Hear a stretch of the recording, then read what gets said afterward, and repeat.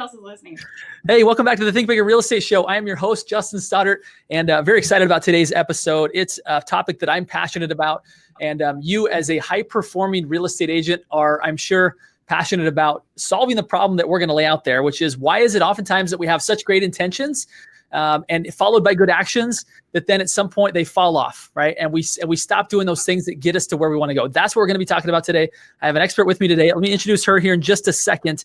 But before that, I just want to remind everybody that if you go to the website thinkbigger.realestate, you can sign up to get a weekly summary with highlights and action steps on how to implement the stuff that we're talking about here today. It's not good enough just to listen. You will improve your life by listening, but you'll improve it exponentially as you start to actually apply these things and get some accountability around it. We're going to talk about that as well.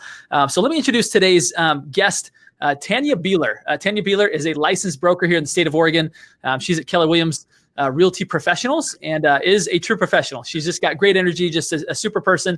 She's been selling real estate for 12 years, and she really has become, in that process, a student of personal development, as many of us are. And she started to learn some things about her journey, about her path, what was working, what wasn't, and started to tweak some things. And as a result, people started to come to her and started to ask her, how do you do that? And as a result, she now coaches other people in helping them unlock kind of that same question that we have is, why don't I always do the things that I know I should do to get the results that I want? So Tanya, thank you so much for being on the show today. Appreciate you being a big thinker. And just in case people are wondering, right, this TB behind me here, I have this specially made for today's episode that stands for Tanya Beeler. Hi, I'm so excited to be here today. And I know last time I was at your office, we had to get a photo there because I love your message. And then obviously it's my initials. So it was awesome. So for those who are curious, that actually does not change every episode. That actually stands for Think Bigger. But since Tanya is a big thinker, it very much coincides with the episode today. So Tanya, let's talk a little bit about this problem. I described it a little bit. Maybe for you, describe kind of what that's looked like for you, where you've got really good aspirations, intentions, even good habits, and sometimes they go away. Why is that? Tell us more about your experience. Yeah, no, totally. What I noticed is that I was always coming up with big ideas and big goals, and I'd get super excited about them, and I'd sit down and write it all out and create this huge plan that I was going to do. And when I got started, I was super excited. I followed it, did it all. And then I started to each day I wasn't following through. And then I just eventually nothing, happened. So what I decided to do was to shorten my time. So a lot of times people are like, it takes, for instance, with Keller Williams, takes 66 days to create a new habit. So you're using all these different time frames. And I learned that I could focus if I did something for 30 days. I could commit 100%, go all in if all I thought about was 30 days and nothing else. And that was like when I started accomplishing everything, was just by doing 30 days at a time. It's interesting as I think about kind of my own path, and it's probably very similar to yours in the sense that I'll create these beautiful plans. And I think planning can be fun, right? Because we can create a perfect plan. And there's no mess ups to it. And it's like, this is exactly what life is going to look like. And we get going. And sometimes I think we get addicted to the planning phase because it's easier and there isn't rejection and we don't, right? It's just this kind of like we're in this dream casting mode of designing a perfect life, which I think is essential for anybody that wants to think big, right? You actually have to do that.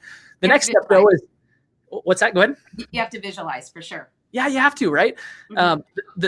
The challenge is once you start to implement, if you always just go back to the planning phase without the action phase, and I would even say the action phase for a consistent enough period of time that you actually get results, therein falls the breakdown. And what I hear you saying, Tanya, is that the challenge is that some of those time periods are too long for our attention span, is what you found for you personally. For me personally, and what I found is that for me personally, by shortening it and just having that narrow focus on that shorter time period, one, I actually get more done because I think it'll take us as long to do something as we allow it. So if we allow ourselves only a shorter period of time, then we're going to find a way to accomplish that in a shorter period of time.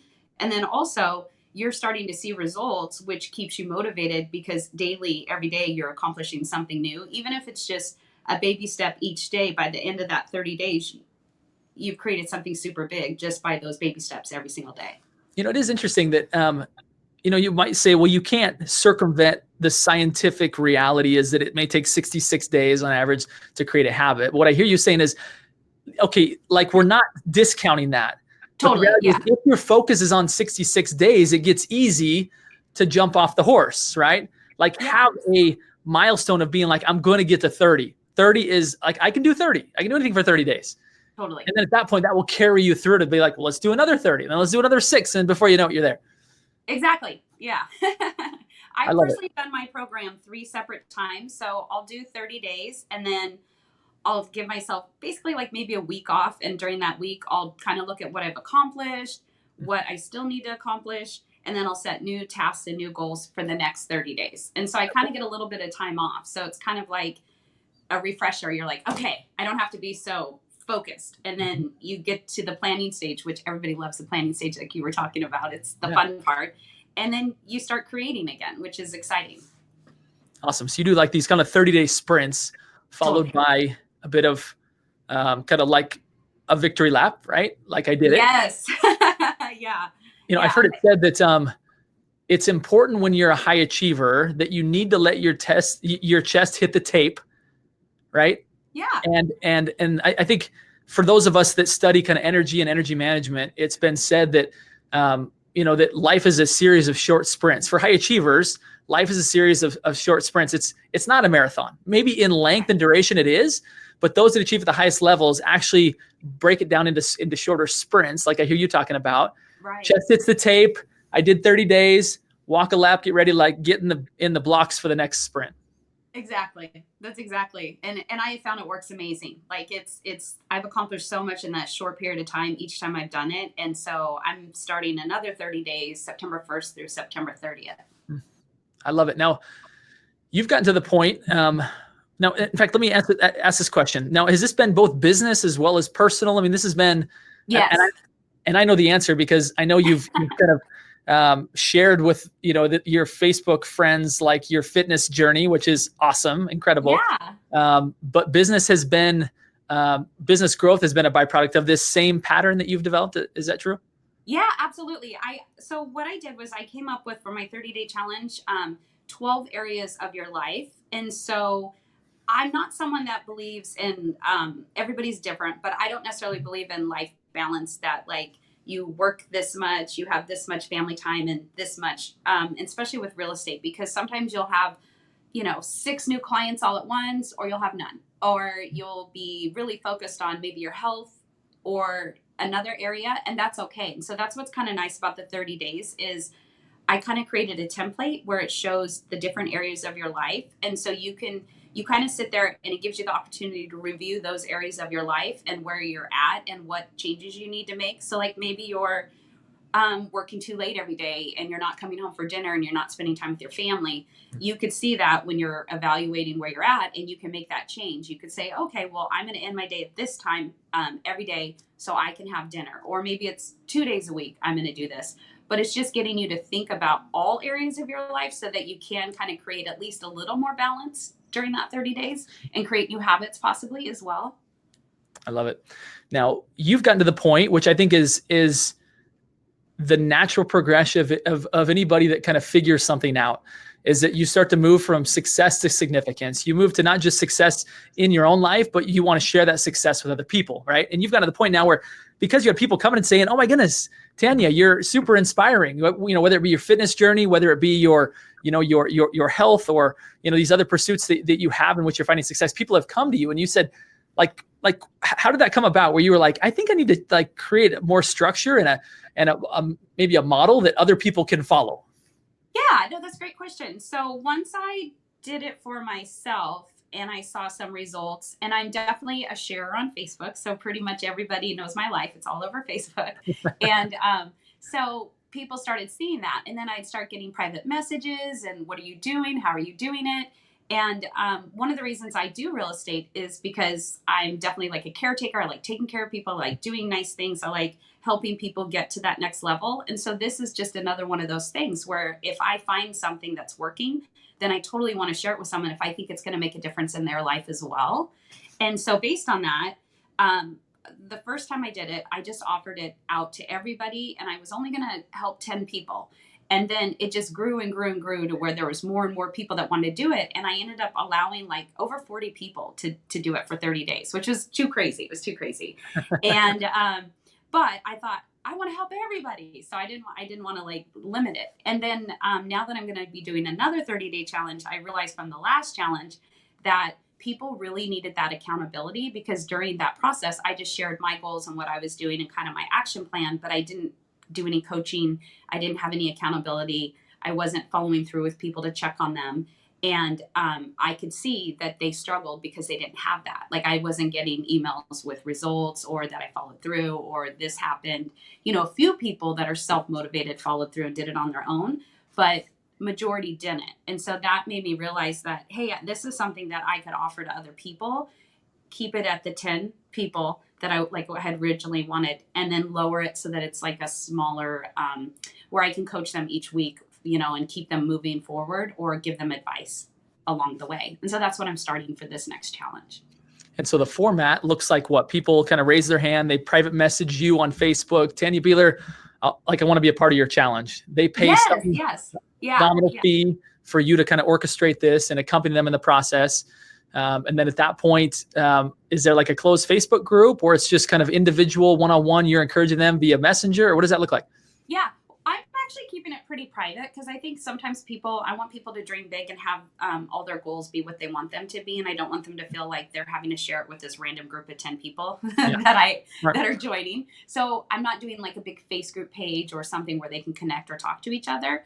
I'm just keeping it where it's private. It's just between them and me. And so that it's totally where they feel comfortable just being able to accomplish or do whatever it is they want to, and not worry about other people's opinions about it. Mm-hmm. And so basically what I'm doing is I've kind of created this whole program. I've got everything structured. So I'm going to send out an email to all the participants at the beginning explaining the process, because it takes a few hours to really sit down, especially if you've never done it before, to sit down and go through each area of your life, the 12 areas that I came up with, and really, you know, think about it, marinate, kind of decide what you need to change or what's working or what's not working, especially if you really want to like do the program correctly. It takes time to figure all that out.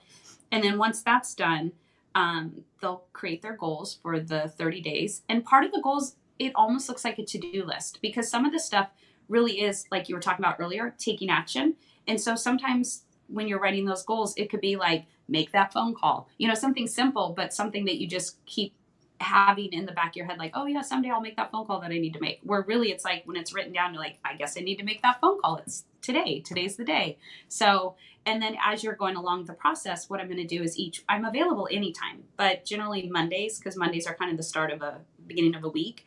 I'll be sending out an email about like a focus or something going on, and then just having everybody check in, tell me like if they had a struggle or if they, you know, had something positive that happened to them.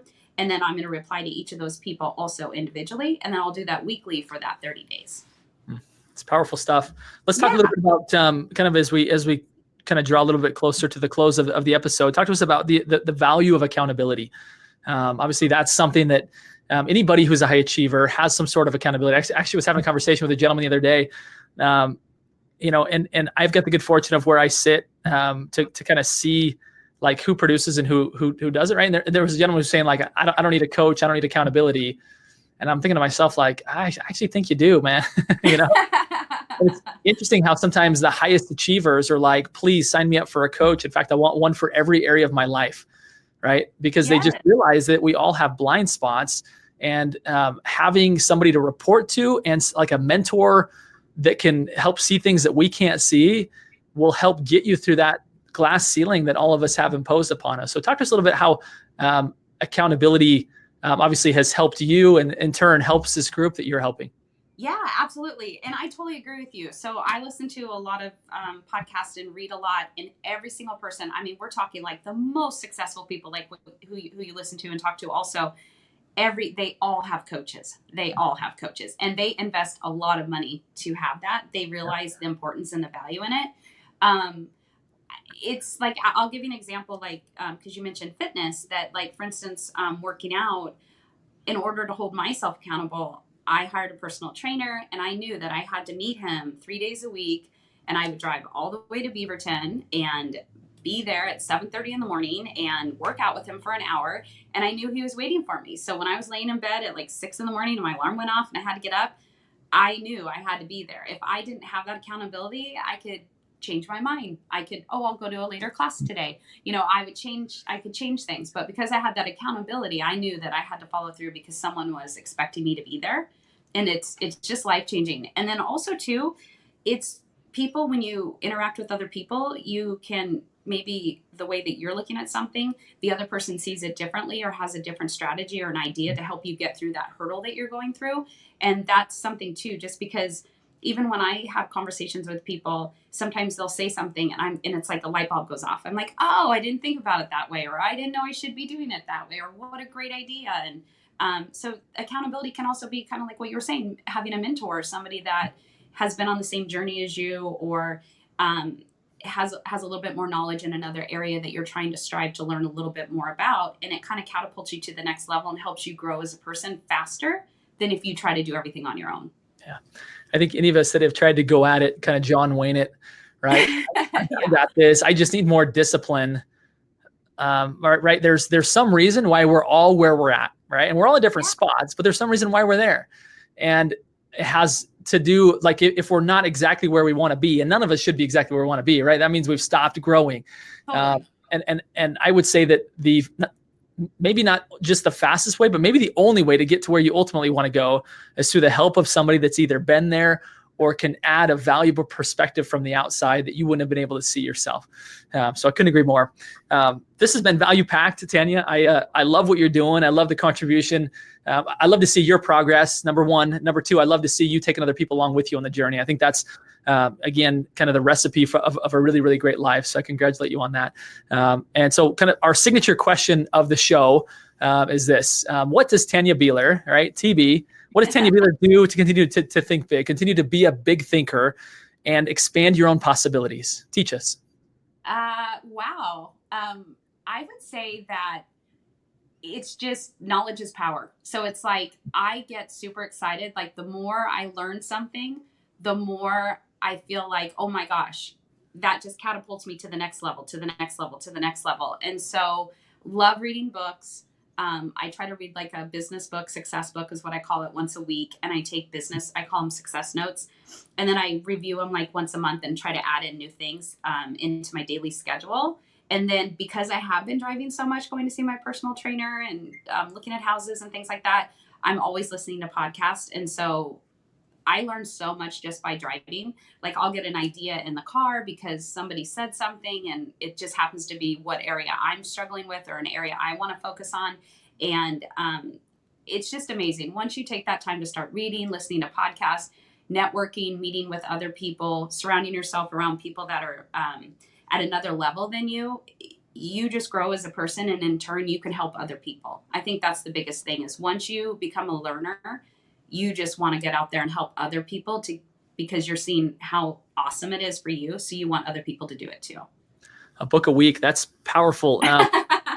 Success notes really quick. What does that look like? I know for me, I read a lot, trying to take notes because sometimes I'll be listening to Audible while I drive.